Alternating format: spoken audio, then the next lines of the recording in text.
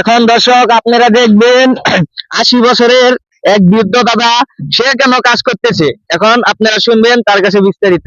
আসসালামু আলাইকুম দাদু। ওয়ালাইকুম সালাম। দাদু আপনার বয়স কত? আমার বয়স 70। আচ্ছা, আপনার বাসা ওখানে? রবি সিং। দেখেন বৃদ্ধ বয়সে দাদা ময়মনসিংহ থেকে টাঙ্গাইল জেলায় এসে কাজ করতেছে। আচ্ছা দাদু, আপনার কয় ছেলে কয় মেয়ে?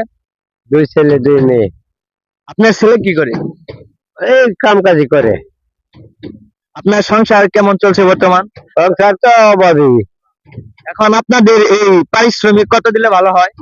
আবার এই 700 টাকা দেয়, 600 টাকা দেয়। কত দিলে ভালো হয় এটা কও? 800 টাকা নিচে তো পোষে না। 800 টাকা এখন আপনাদের আর কি পোষে না।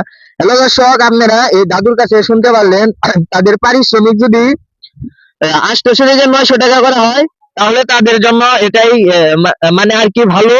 আর ধানের দামটাও তারা চাইতেছে বাড়ানো হোক, কারণ ধানের দাম যদি না বাড়ে তাহলে কৃষকেরা তো আর তাদেরকে পারিশ্রমিক দিব না 700-800 টাকা।